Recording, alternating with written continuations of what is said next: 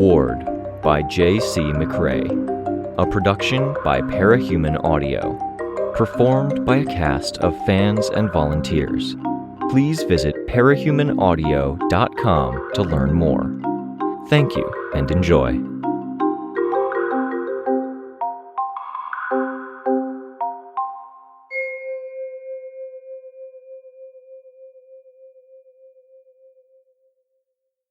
Ward, Chapter 4B. Rain climbed down from the back of the pickup truck, slinging his bag over his shoulder with the contents rattling. Two older guys departed at the same time. The truck puttered as Rain walked around to the driver's side door. He handed over some bills. The inside of the truck was choked with the smell of cigarettes, and the man at the wheel was partially obscured in the darkened smoke, his features lit by the changing colors of the radio display. "Thank you," he said. He didn't sound like himself. He only got a grunt in response. The driver counted the money before putting it aside. The two older guys approached the window, one of them with a 24-pack of beer that looked badly weathered, as if it had sat out in the rain for a month. It was the other that went to the window to pay. With the settlement being so off the beaten track, the only way to get in and out was to either have a working vehicle or to pay someone to make the drive. Rain was pretty sure that his comings and goings were being reported to people higher up the food chain. He didn't have alternatives, not unless Aaron gave him a ride. He kept his head down and made the walk along the side of the road. Here and there, the packed dirt was loose, not held together by weeds or grass, and his footing slipped. It made the walk a trudge. It was late, and houses were lit by candle and lamps. Across the field, a tall bonfire blazed. The two guys with the beer were making their way there, climbing over a fence to take the shortest path possible. Were Rain to visit, he'd see people like Jay, old enough to mess around and get in trouble, but not yet married. There had been a time when he'd wanted to be one of the older boys at those little parties. Were he to visit, he'd be grudgingly welcomed. He'd be expected to laugh at the jokes, to agree with the things said, to play along. He would be expected to take the ribbing and jokes at his expense, and there would be a lot. He would be expected to keep to the unspoken contract. Adults let those kind of gatherings happen because the people who attended played along. They didn't complain too much when it came time to do something with or for the sake of the community, the tribe, the gang. Rain walked, well aware he'd let the day, afternoon, and early evening slip away from him. He'd left the others and caught a train, and he'd been unable to bring himself to come back here. Home. Jittery nervousness had transformed into a dull feeling of dread. That dread leached into and through him like a poison, as if his realization about his high chance of dying had transformed into something that made him feel like he was being eaten alive, being killed by the dread. He would have thrown up, if he wasn't so tense that he wasn't sure he could bend over and bring himself to. He pushed himself forward. Aaron's house was the next one, and there was light in the window. He trudged onward, the earth at the side of the road giving way beneath his feet. As he sank in, pulled himself up and forward, then sank again a few steps later. He would have walked in the middle of the road, but Jay's group was out there at the fire drinking, and Ray didn't trust them or many of the others to have headlights on and their eyes on the road. Erin was there, sitting at her window on the second floor. She was keeping an eye out for him, still wearing the shirt with the cross on the front from earlier. The light from her television cast the shadows around her in various shades of green. She raised a hand in a wave as he drew close enough for the light from the house's window to illuminate him. He raised his own hand. With the house being at the end of a path and Erin being on the second floor, her voice was almost inaudible as she asked something. She pointed with him as she asked it, then raised her hand in a barely visible OK sign. Was he okay? Rain stood a very real chance of dying. He was standing there, not responding, his thoughts tearing through his brain. He had options, but none of them were options. If he went to the wardens for help, he would become embroiled in something bigger, because he knew things and he'd be expected to share those things. The Fallen would target him, and there was no guarantee the wardens could keep him safe. There was a chance they would push away Aaron and pull him away from the group, as he was taken to safe custody and expected to testify. There was a chance the revelation would mean Victoria pushed him away, or Sveta did, or even Chris or Kenzie. He could share with the group, but for many of the same reasons he couldn't go to the wardens, there would be a price. Things would change. The person online, no guarantees. Mrs. Yamada, she could offer support. She could help him ask others for help, but there was a limit to what she could do. Erin repeated the question, calling it across to Rain. A moment later, she put her book down, holding her hand out, telling him to wait. "I'm okay," he called out. He wasn't. Erin reversed direction and put her head out the window. In the background, one of her parents, her mom, it looked like, stepped into her room, standing behind her. Rain raised a hand in a wave, and Erin's mom waved back. "I'll talk to you tomorrow," Rain called out. "Yeah," Erin replied. Rain adjusted his bag at his shoulder, then resumed the trudge. The false normal and the lie that he was okay was something that felt almost real. He could hold to it for a short while. Not for the entire way back. When he did arrive at the edge of the property, with its hastily constructed house, the fenced-in yard, and the stable with a field stretching out behind it, the dread, at least, seemed less pointed. The knowledge he might die sat heavily, all the same. He let himself into the house and put his bag by the stairs. Evering was in the kitchen. His uncle was looking over the paper from earlier in the day. Allie had a crossword and dictionary, and Rain's aunt was engaged in what seemed like her never-ending stream of tidying up and tending to the property. "Sorry I'm late," Rain said. "It's fine," his aunt said. "Did you eat?" Rain shook his head. "Food's on the stove if you want it. If you don't, let me know so I can put the leftovers away." Rain got a bowl from the cupboard and approached the stove. "You look like lukewarm shit, Rain," Allie said. Rain's aunt smacked Allie across the back of the head, hard enough that when Allie bent forward, she stayed like that for a few long seconds. "He does," Allie said. "I probably do look like shit," Rain said. "Doesn't mean she needs to say it," Rain's aunt said. She gave Allie a later slap on the back of the head, while Allie was still bent over her crossword. Rain hadn't yet ladled the stew into his bowl. He couldn't do nothing. He needed, as horrible as the situation was, as horrible as each new thing he learned seemed to make the situation, he needed to figure something out. "Uncle," he said. He heard the papers rustle. "Face your uncle if you're addressing him," his aunt said. Rain did.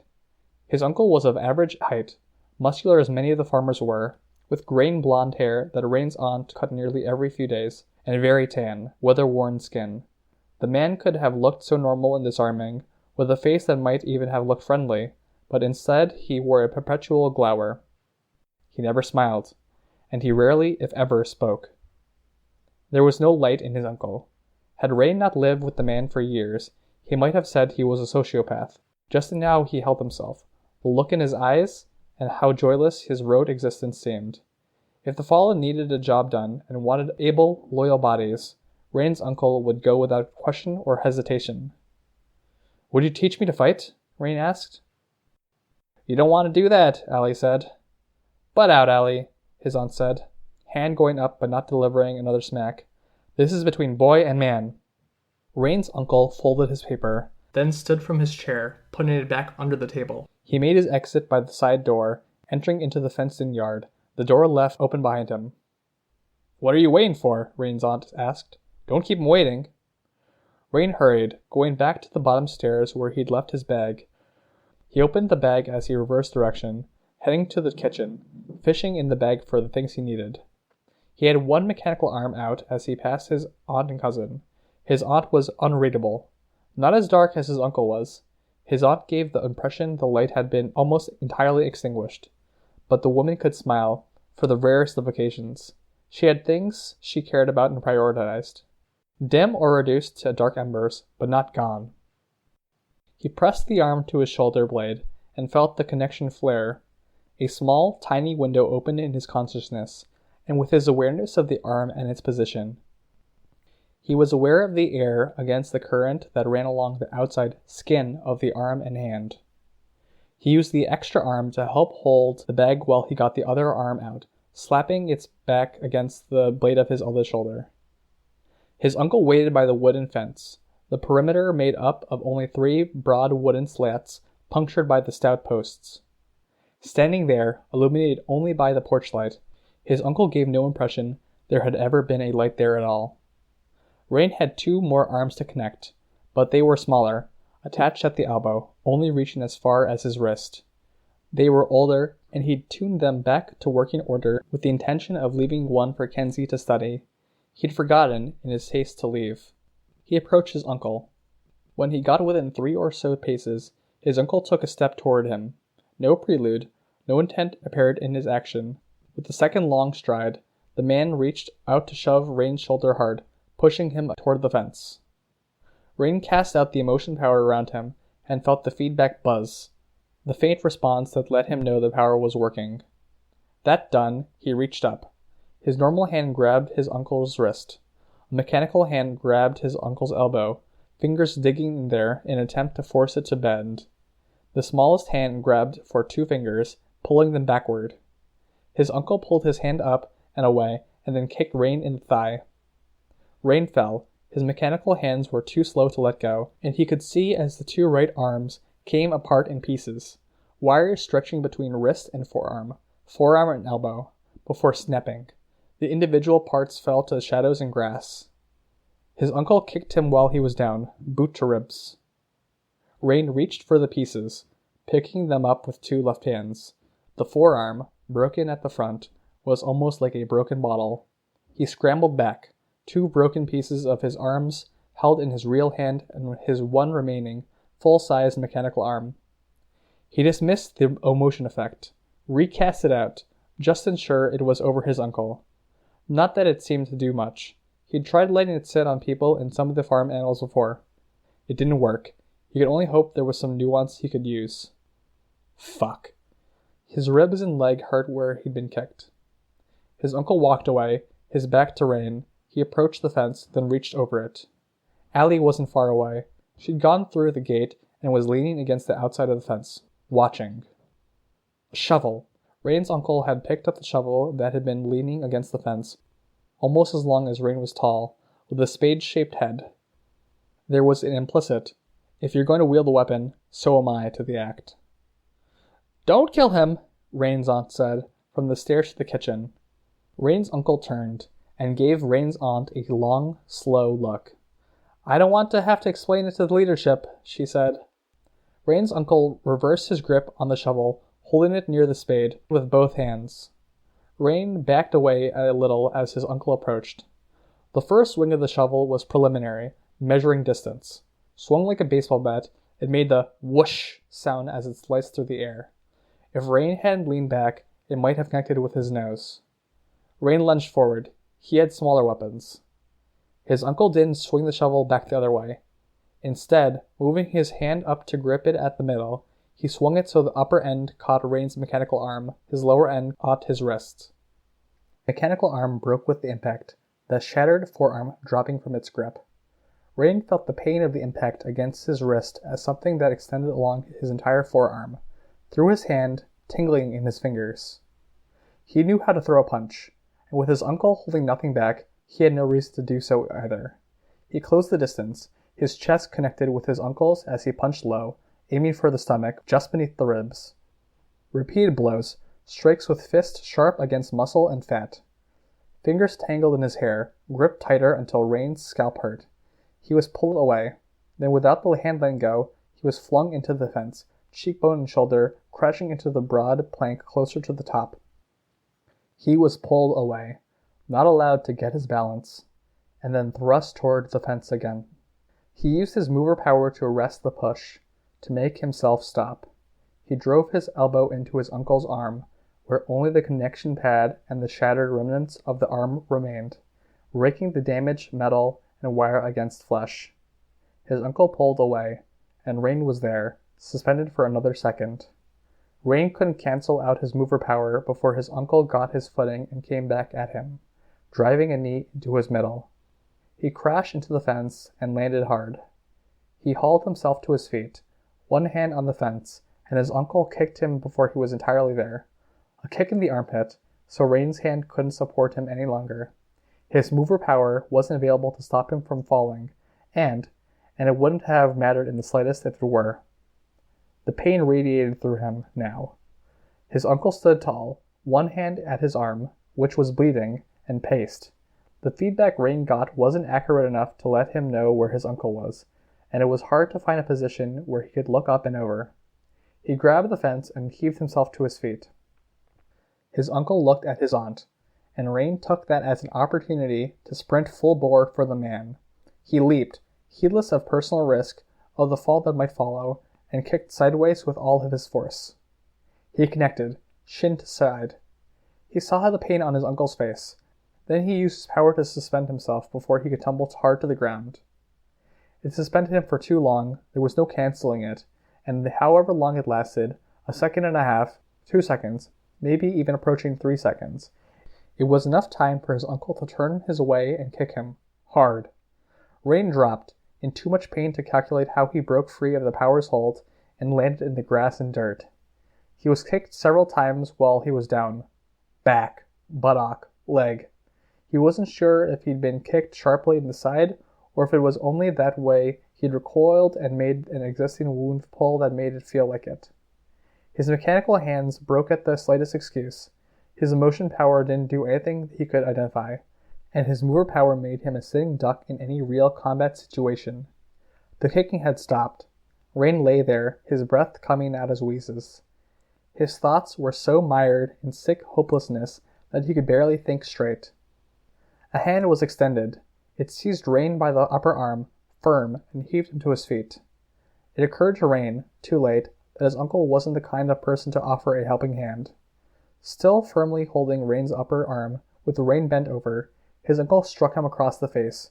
It was only the fierce grip on Rain's arm that kept him from being knocked to the ground yet again. Again, Rain was struck against the face. His head sagged. The next hit caught him backhanded, across the ear. It was impossibly loud, painful, and it made his thoughts dissolve into sparks. His ear rang like a siren in the wake of the hit. Rain, almost insensate, punched in the general direction of his uncle's stomach, turned his face toward the ground so it would be away of any further blows, and kept punching blind until his uncle let him go. Rain stumbled back, snorted, coughed, and tried to straighten before giving up on the ladder. He put his hand on his knee to steady himself. His uncle approached, and Rain backed up. His uncle's turn to return the favor now. Swats. A knee, a punch, a shove. Even the later contact was painful, because Rain hurt, and each light contact forced him to move one way or the other, while existing bruises and injuries punished those movements. "Okay," Rain managed, huffing out the word. "Stop." His uncle didn't stop, pushing out with both hands to shove Rain back into the wooden fence. With an edge of desperation, Rain pulled out the silver blades. It didn't make his uncle hesitate.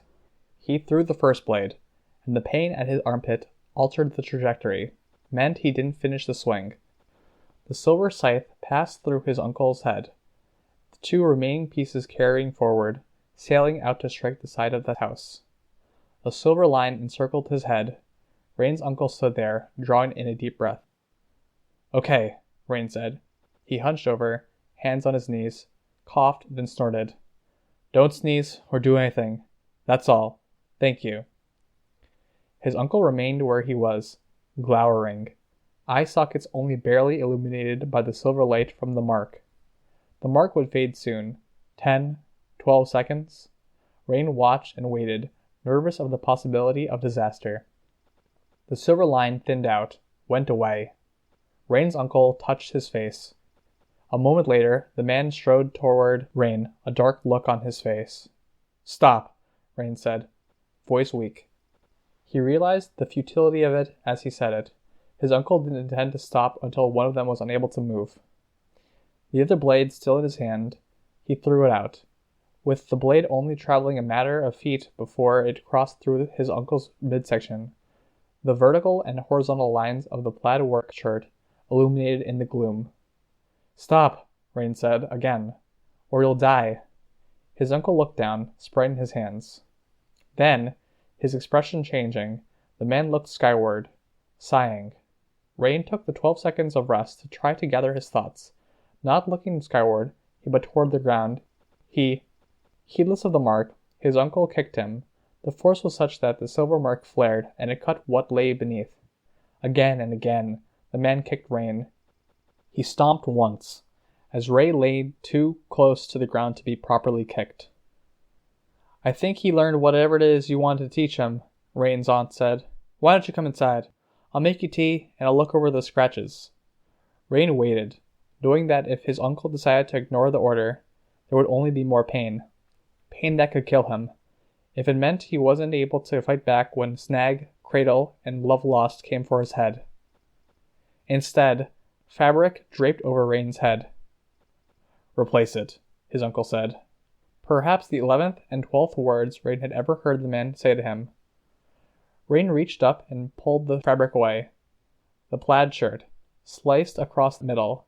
His uncle was fine because, Rain realized, closing his eyes, the power only affected one thing at a time. It would hit clothes first, the person second.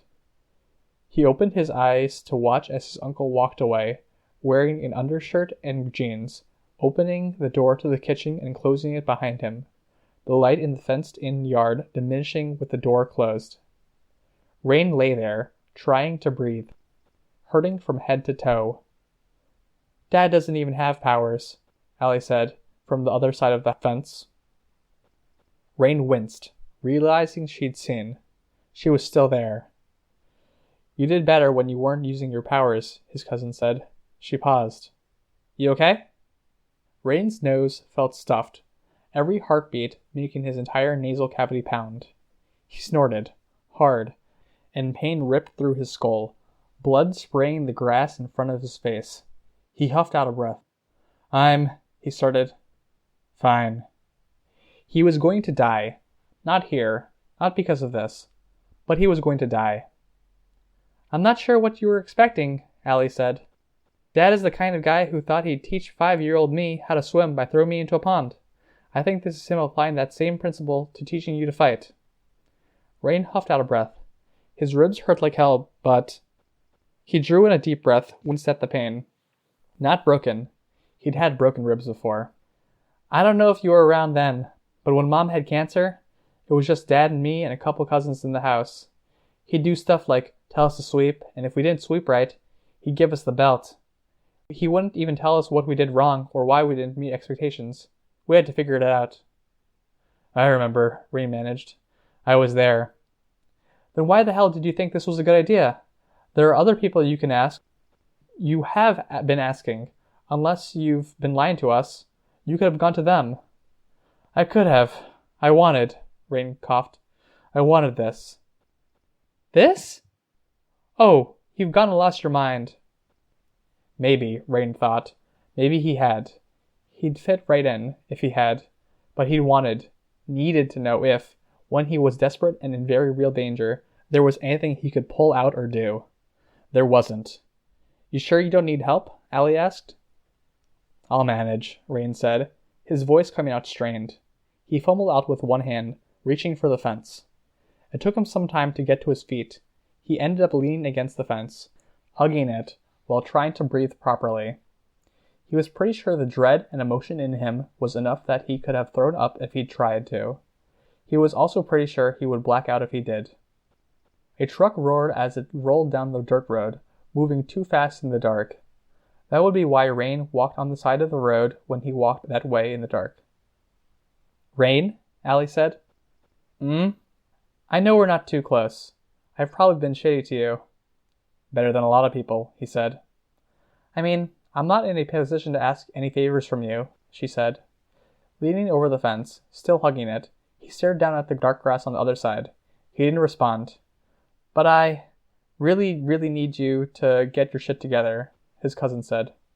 He winced, closing his eyes. He opened them almost immediately, because he worried he might black out. "You've turned some heads and drawn a lot of attention," Allie said. "You managed to do something nobody really thought was possible. You put a rung on the ladder that's even lower than the unpowered, the person with powers that suck. Because if you have shit powers, you're not going to trigger and get other powers. You have no chance." "Yeah," Rain said. He barked out a couple of coughs, feeling a stabbing in his sides with each one. I really, really need you to figure something out, Allie said. If you need something from me to help you figure it out, I can try helping, but I need you to be... not this. He focused on breathing, absorbing the words. You know why I'm asking, right? He nodded slowly, mindful of the throbbing headache, pounding in his ear, and his sinuses. He wasn't sure if she could see him in the gloom. Nobody really wants you as a husband for their daughter, or as a husband for them. They'll go through the motions, but they don't want you. Yeah, Rain said. Sooner or later, they're going to get fed up with you. Then they'll try pairing you up with someone and getting some babies out of you. See if those kids ended up being worth anything in a few years. When they do, nobody's going to jump at the chance to be with you or marry their kid to you. Rain winced, tried to stand straighter. They'll look back and forth and everyone will avoid eye contact, and then their eyes will settle on my mom and dad. They'll pair me up with you because that's who mom and dad are. They're dutiful, and they've sunk so much into this that they aren't going to stop believing anytime soon. He knew it to be true. He'd worry about it. And don't go thinking of Erin. I know you like her. I know you probably hold out some secret hope you'll get paired up with her. No, Rain said. It's fine if you do. Everyone probably does. She's hot. But it's because she's hot that she's going to end up with some 40-year-old guy close to the leadership, or she's going to run. Give up on her now. If you don't, I won't just be the pity incest wife. I'm going to be the pity incest wife with a heartbroken husband. You could leave. Everyone thinks they'll leave if it looks like they're going to get a bad pairing. How many actually do? When things are close to the point, they start keeping a closer eye on you. You get asked to have a chat with the leadership. They don't leave you the choice. Rain used the fence to help himself stay upright as he limped toward the kitchen. I'm not going to be one of the idiots that thinks she can get away, Allie said. I'm making peace with it. He paused as he saw the shadows of his destroyed tinker arms. Slowly, he began working his way toward the ground so he could pick up the pieces. Stop, Allie said. It's painful to watch you. Let me. He let her. She hopped the fence, walked over to the shadows, and bent down, feeling out for the pieces and picking them up. This isn't going to zap me or anything, is it? Don't. Rain paused. Don't touch the oblong pieces. Thin ones. Hold them by the stems with the wires or the shoulders. Okay. Gingerly, Allie collected most of the pieces. She handed them over to Rain. He took the contact pad that had ripped away and switched it off before gathering it into his arm with the torn shirt. Allie gave him the last piece, then kept her hand on top of it. Figure it the fuck out, Rain, she said. I'll die. I'll get killed by my cluster, and I won't be a concern for you anymore, he thought, staring into the little dots where her eyes were reflecting the distant fire. I'll die, he thought. I can't fight my unpowered uncle. How can I fight all of that? I'll try, he said. The door opened. Rain's aunt. Allie, there you are. Inside. Get the bigger first aid kit from the basement. I want you to patch up your dad's cuts, and the smaller kit doesn't have any bandages. Allie turned to go, obedient. If you want first aid, Rain, knock on the master bedroom door or go straight to Allie. She'll tend to you. For now, get yourself to bed. You're coming to church in the morning. Rain swayed slightly on the spot, then said, Okay. The door closed behind his aunt. He got to his bag and dumped the pieces of the arm into it. Picking it up, he made his way inside. The stew had been put away. No dinner. He went up to the stairs and into his room. He settled in at his desk. The day's homework was on the table, waiting to be done. Slowly, he set out the pieces of his tinker hands. Days' worth of work. No secret to be uncovered.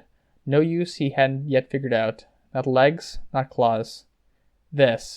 These fragile things, they were the only thing that came to mind when he reached out for his tinker power. Between 10 and 30 minutes passed while he found all the smaller pieces, setting them in the right place. He had some wire and tools on his desk, and he got them out. To start with, he would fix everything he could fix in 5 seconds, then he would move on from there. The spell was broken as his alarm clock buzzed. He always set it for the evening, not the morning, because there was a time frame. He started to rise to his feet, but he'd been sitting still too long, well hurt too badly, His body refused to cooperate. With inching progress, he made his way toward the alarm clock. "Rain," his aunt called from the other room. "Shut it off." Inching progress, shuffling steps. He made it to the alarm clock, but not to the bed. Rain's consciousness was snuffed out like a candle.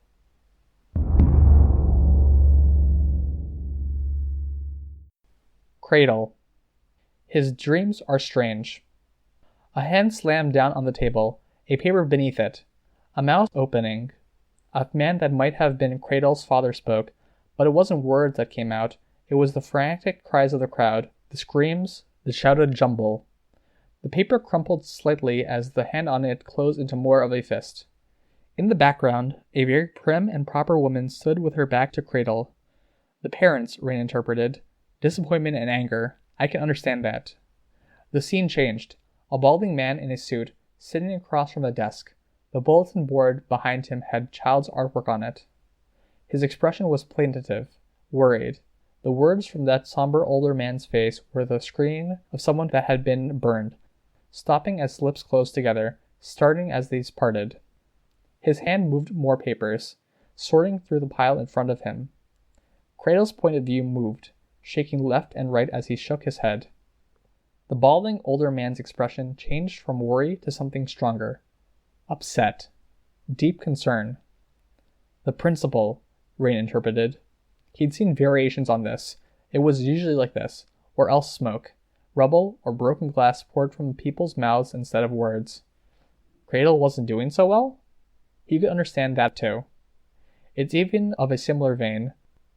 Unrealized potential, as far as I can understand it. Report cards, teachers, father figures. They want something from him, and he doesn't deliver. He doesn't hand it over. Then the long hallway. The trudge. Cradle's hand was visible as he reached up to fix his glasses, as he reached out to the window. In the distance, far away, the sounds of disaster could be heard.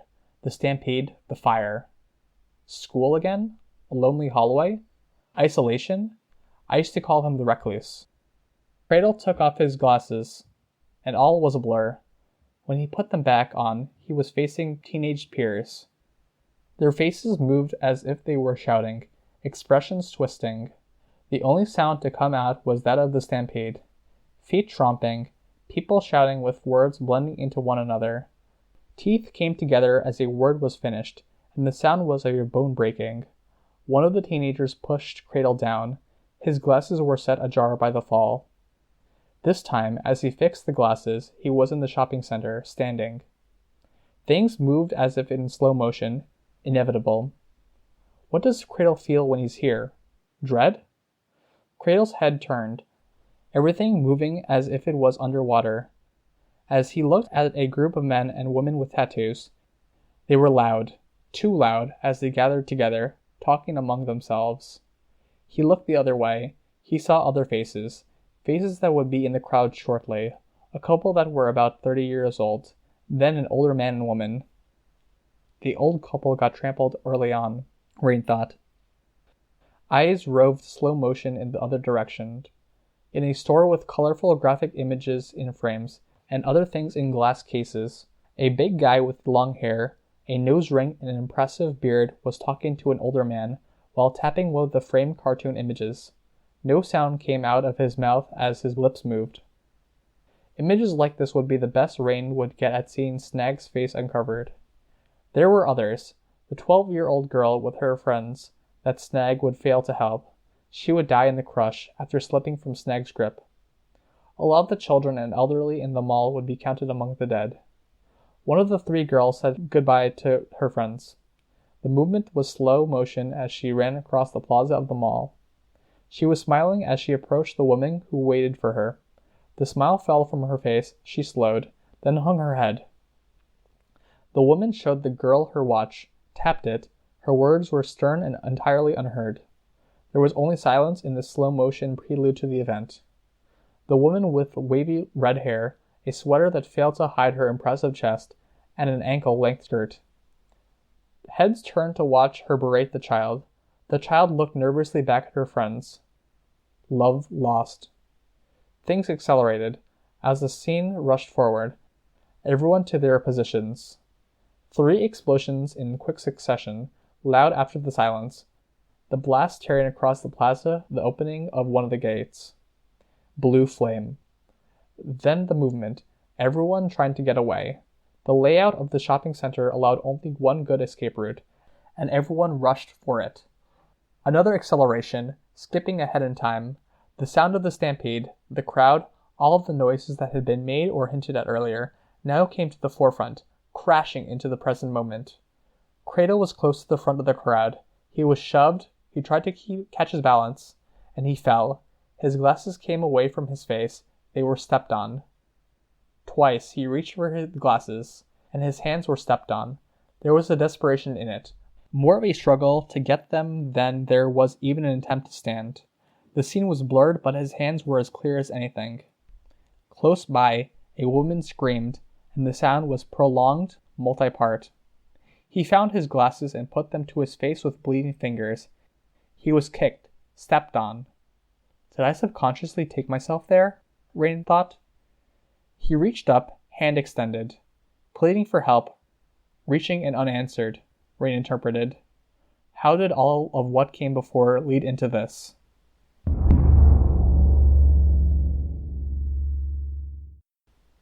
Rain was in the room. He picked up the chair. He didn't venture a response. He knew what the answer would be. He didn't really want to face the others either. They were the people who wanted him tortured to death. For now, he sat in the chair. There was no reason to stand. He didn't even need to find his 3 tokens. It wasn't as if he was giving them away, or gaining anything. His power would be what it was. Snag approached the table, clearing away the debris, finding his glass. He turned to stare at Rain. Rain wanted to answer that stare, wanted to provoke. He stared across to Cradle's face instead. He breathed deep. None of the injuries from earlier present.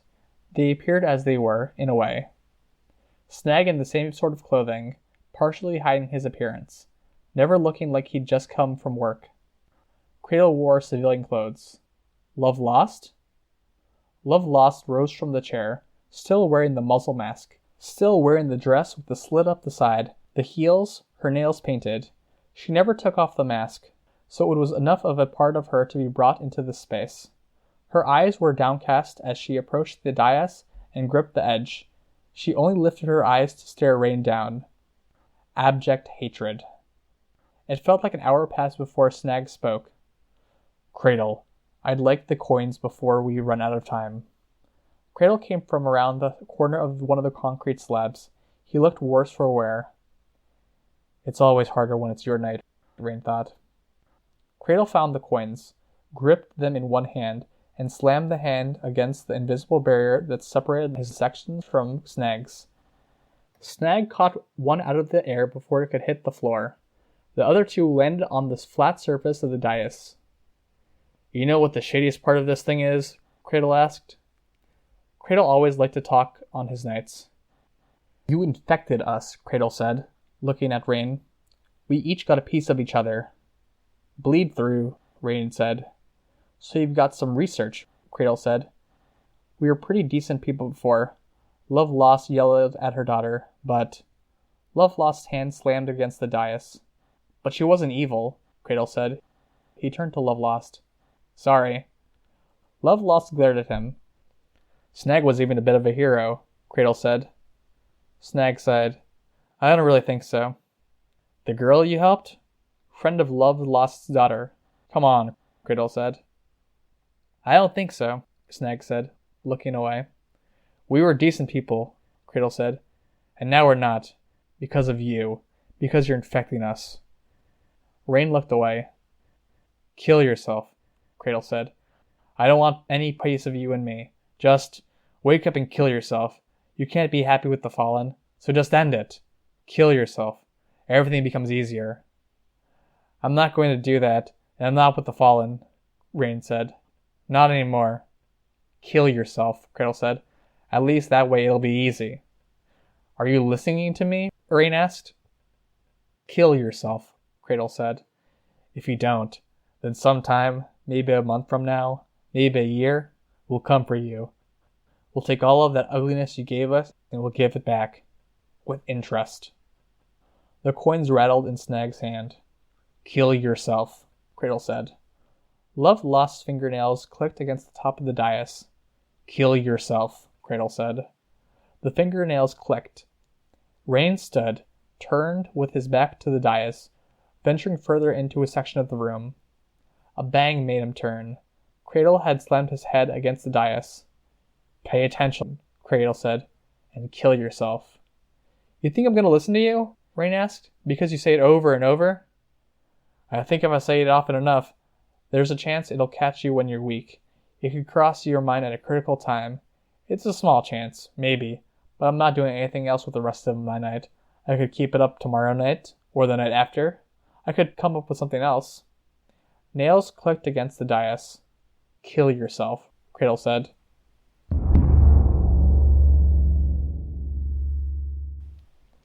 The church service concluded. The speakers rotated on the regular, and today's was Mrs. May. She was a respected figure in the community, but she wasn't respectable. She was a harpy of a person, with a shrill voice and a grating laugh she was inclined to use at the slightest provocation.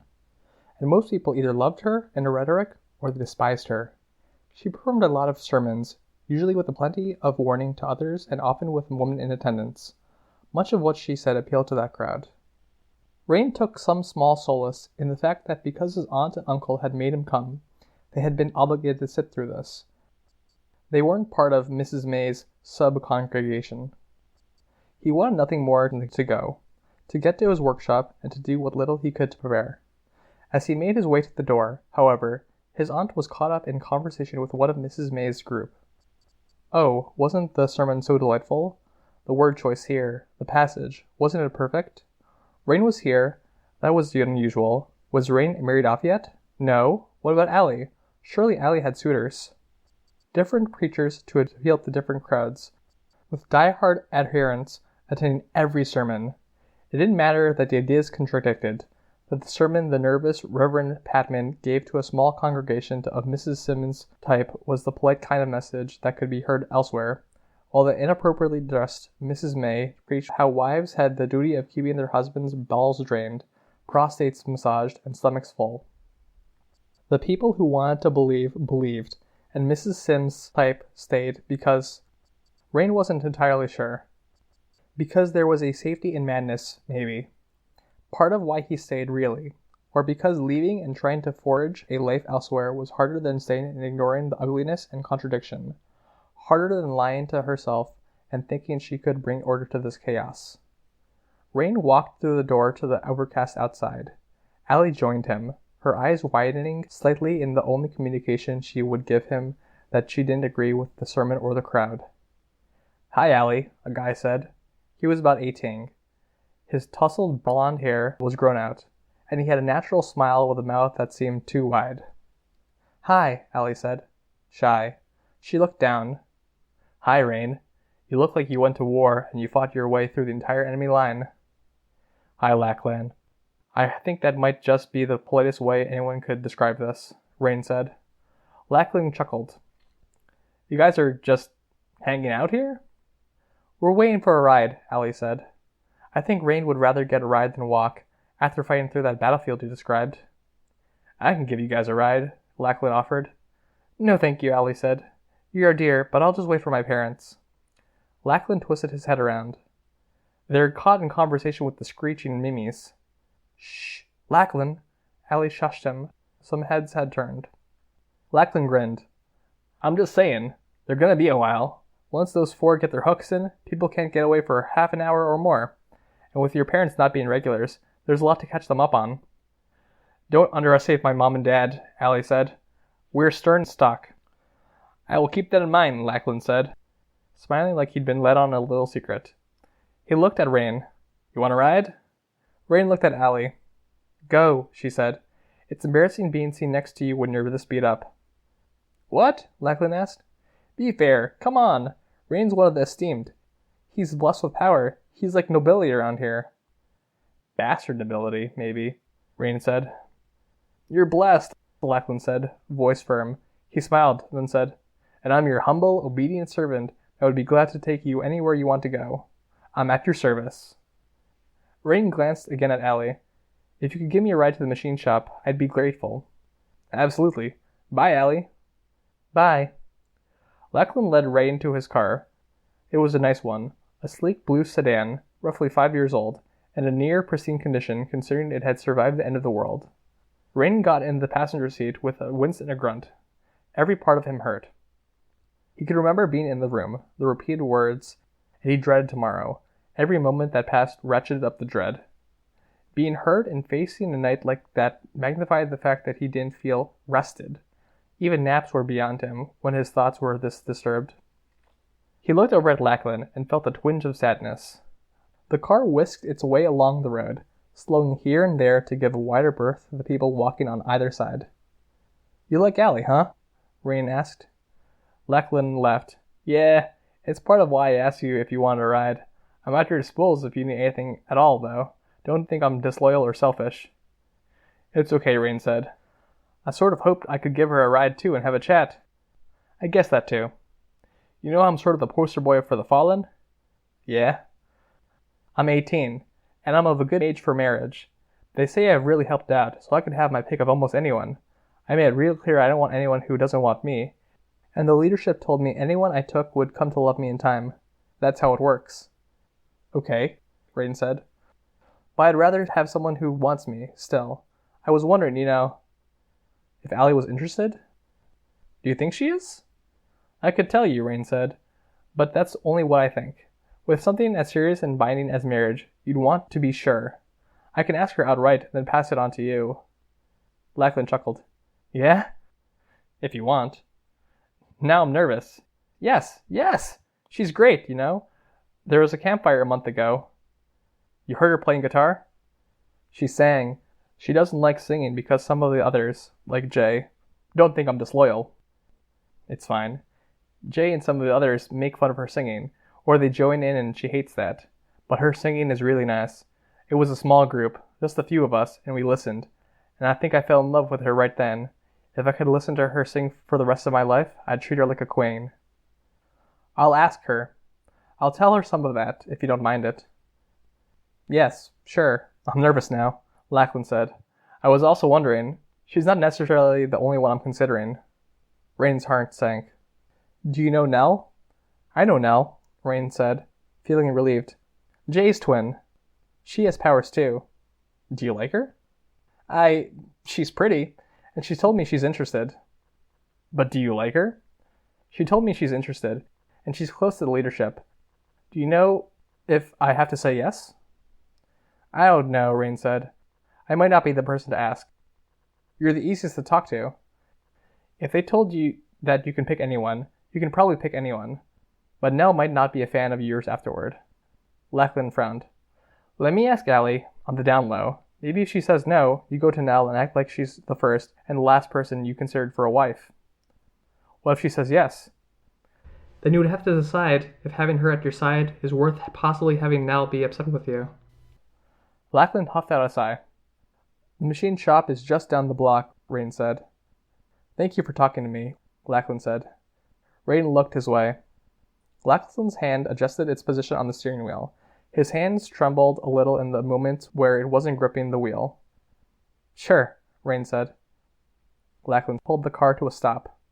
Gotta ask you one more thing, if you don't mind giving me a minute of your time. Okay, Rain said. You saved me more than a minute, so I don't mind. Lachlan got out of the car as Rain did. In the time it took Rain to work his way to a standing position, Lachlan walked around the front of the vehicle to the side of the road and pulled off his t-shirt. He turned so his back was to Rain. Rain, in turn, was faced with a tattoo. Words in bold letters, shaded with thick outlines. The first word was just below the nape of his neck, and the last was in the small of his back. Jesus, Virgin Mother, fucking Christ. 2 hands, middle fingers extended, were on Lachlan's shoulder blades, the fingers pointing up and outward. Each hand had a nail through the center. It's new. What do you think? Lachlan asked. He smiled as he turned to look at Rain over one shoulder. It's big, Rain said. Isn't it? It was hell to get it done. Shoulder blades and ribs especially, all in one session. It's Very high quality. I see a lot of bad tattoos around here, and the lines are straight and the shading of the letters are good. Then you like it? Awesome. You think Allie would like it? I don't want to speak for her. I can ask her. Nah, I'll show her. I see her at the bonfires a lot. Thanks, Lachlan said. I'll see you around. If you need anything, I'll ask. Lachlan grinned and got back into his car. Rain was left only with the deepest feeling of sadness. He was so tired. He ached all over.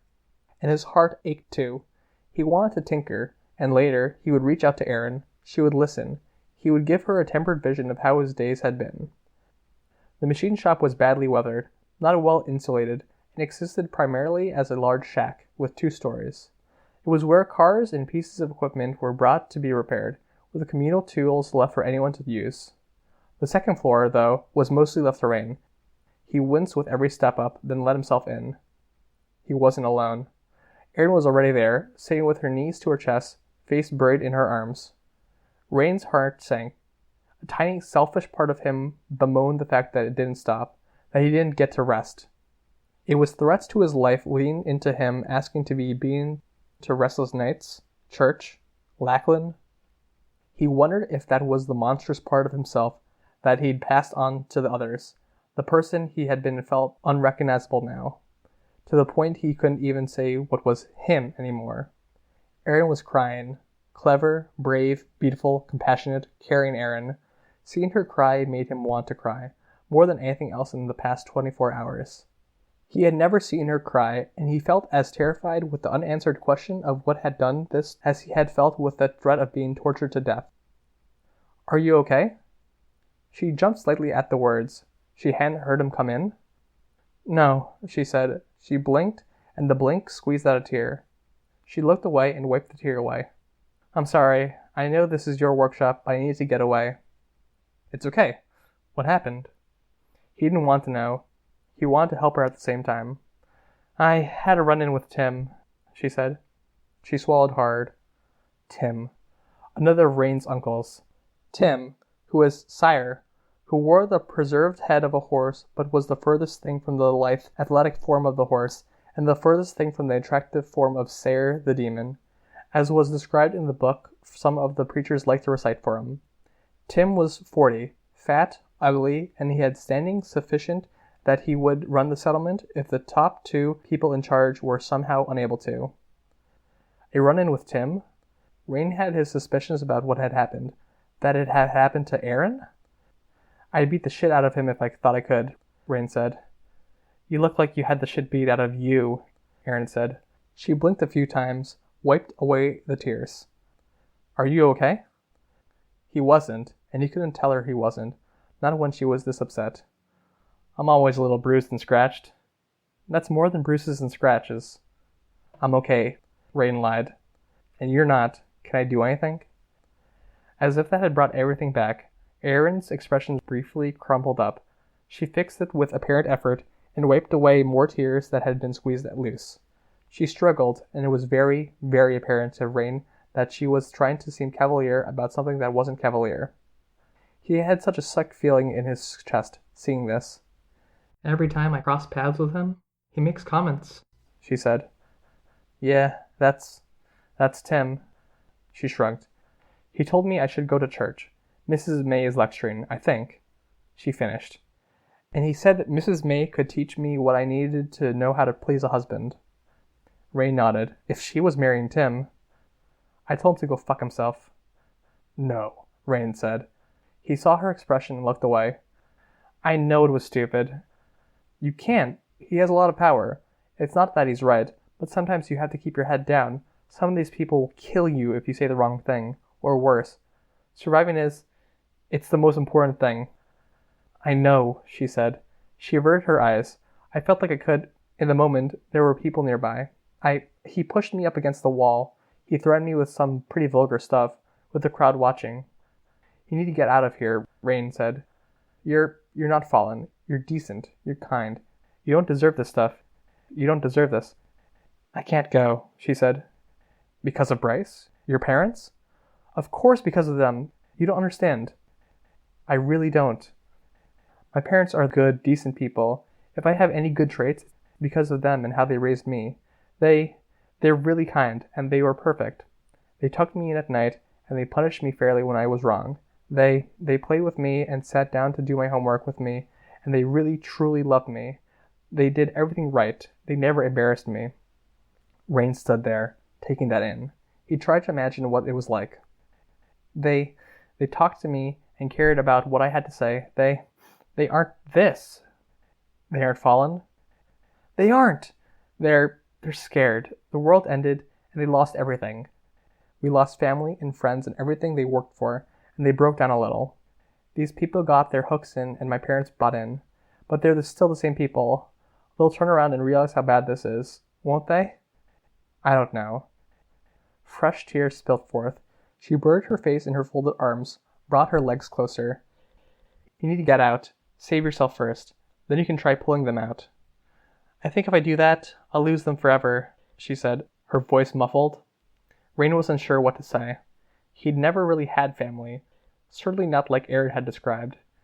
Even if she lost them forever, at least she would be okay. My dad, Aaron's voice was small, muffled. What?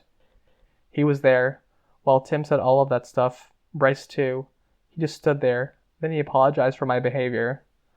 Rain was lost for words. He felt a tear well up and out and wiped it away before Aaron could see. I'm so sorry. After Tim left, I freaked, and all my dad would say was that I shouldn't have provoked him. He said I should go to church like Tim suggested. My dad, Rain, with Bry there. Rain reached out, then withdrew his hand. I can get a car, Rain said. I'll borrow one, we can go for a drive. We'll do whatever you want. Find your favorite food, talk, get away from this. I don't want to go out there, Aaron said. Not like this. Can I stay here, please? Of course, Rain said. Was it for the best? If she got in a car with him, he wasn't sure he would be able to stop driving her away from this. He'd been born to this, but she hadn't. He still felt lost. He wasn't sure what to do. Can I give you a hug? He asked. She didn't even answer. She rose to her feet, walked up to him, and wrapped her arms around him, face buried in his shoulder. He put his arms around her. He'd never imagined such a thing could feel so horrible and harrowing. The horribleness didn't even have anything to do with his injuries, that every point of contact hurt. It wasn't his body that hurt. Rain stared off into space, feeling much like he imagined the shell-shocked in war zones to feel. He thought of Kratos reaching out for help, people stumbling past him, knocking his hand away.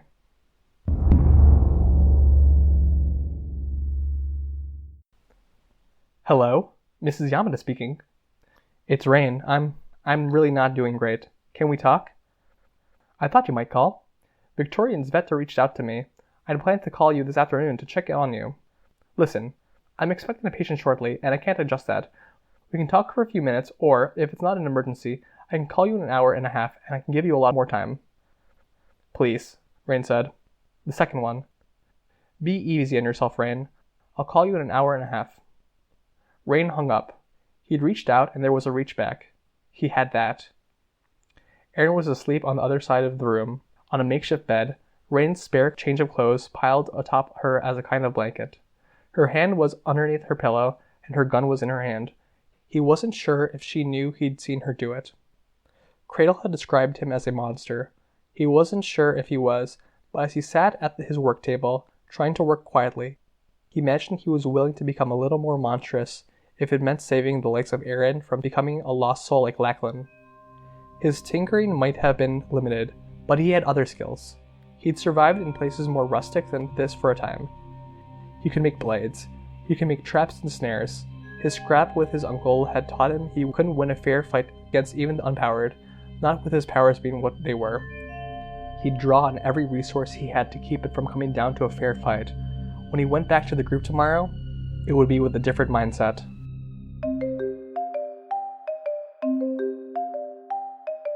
This was a production of Ward by Parahuman Audio.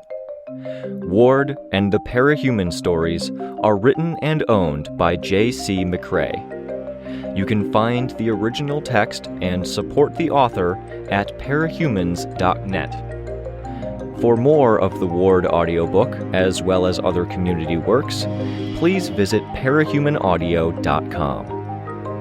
Music for this chapter was by Evan Witt.